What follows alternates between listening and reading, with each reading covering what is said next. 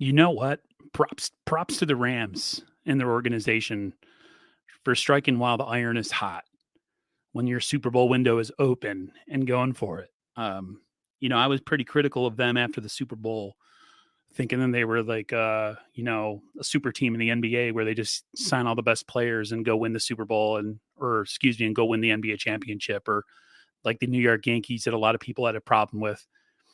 And, the more and more I think about it, the more and more I think the Rams are doing things not necessarily right, but they're realizing that, the windows in the NFL don't last forever and you have to make moves to win right now.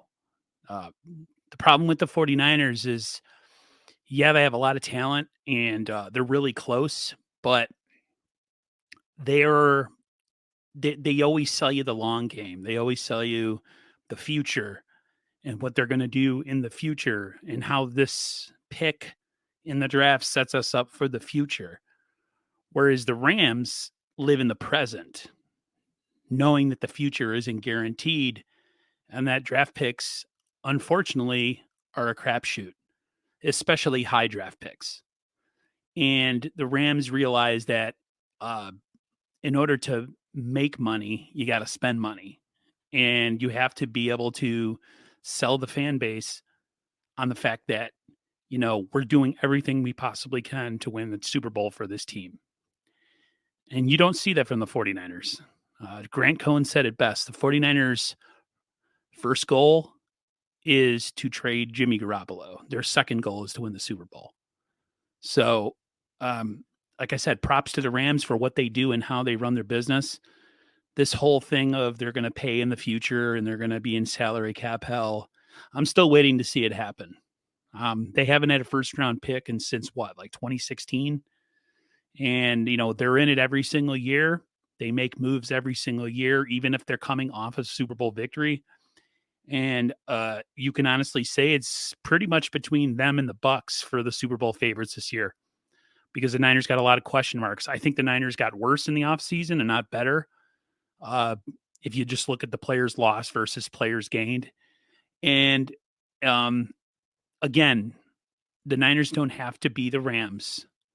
But like I've said before, if there's a player or two that is out there that you think can put you over the top, you have to make that move. You have to show your fan base that you're ready to win right now. You can't sell the future. You can sell the present. And that's where the Rams live in. And, they may very well repeat as Super Bowl champions next year. I mean, it's not even that they signed Bobby Wagner. We don't need Bobby Wagner. We're good at that position. But there was, guys like Chandler Jones that were out there, or a Tyrann Mathieu that could really shore up your secondary. And the Niners will not make those moves. All the Niners moves are under the radar, special teams, moves that don't really move the needle. And you don't make a move for the sake of moving the needle. You make a move that you think is going to be a move that's going to put you over the top. And regardless if that player has been out there for the 49ers in free agency this year, the fact of the matter is the Rams, regardless, show you what it takes in order to put yourself in the conversation every year to win that Lombardi trophy. The Niners have, since John Lynch and Kyle Shanahan have taken over, have been selling us on the future and how they want to build for the future and they want to do everything for the future, but they sacrifice the present. And a lot of 49er fans are going to come after me and say, they have a lot of great players and the salary cap doesn't allow them to do whatever. I don't know. It doesn't stop the Rams. The salary cap doesn't stop the Rams. They just gave Bobby Wagner a 5-year deal worth $50 million. So Jimmy Garoppolo being off the books would have made things a lot easier this year. We could have done a lot of stuff in free agency and maybe sign a player or two that put us over the top. John Lynch said it would hinder us, but then came out the other day and said that we ran our offseason exactly the way we planned it, which I don't believe, and a lot of 49er fans don't believe. I'm not going to come on here and scream and yell, but I'm just saying that I'm pretty dissatisfied with just the Niners' lack of urgency when it comes to making moves that is going to put this team over the top and in contention. If they were to sign a guy like Tyrann Mathieu, I would be cool with that. That would show me that they care. If they were to make a move couple weeks ago, and a guy like Chandler Jones, that would have been huge because Bosa needs help.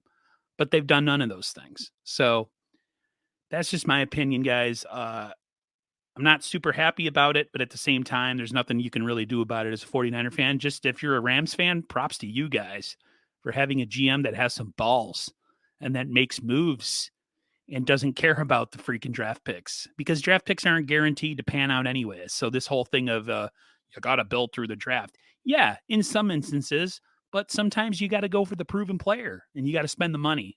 The Niners don't do that. So, the Rams are the 49ers of the 1990s from, I'd say, 1994 till about 1998. They spent the money, they went all in, and they paid the repercussions down the road. They only got one Super Bowl, the Super Bowl in 95, but the fact of the matter is they won it. The Niners haven't won a Super Bowl in almost 30 years. And a lot of Niner fans are sick and tired of just all the reasons and excuses. So props to the Rams for making a big move. Very, very well may put them over the top and winning the Super Bowl again this year between them and the Bucs. We'll see, though. Still a season to be played. Anything can happen. Anything can change. So till next time, guys, I'll talk to you guys on the other end. I will be on Celts Chronicles channel tonight at about 10 p.m. Eastern time. So I hope you guys can join me. So until next time, guys, stay safe and healthy, and I'll see you on the other end.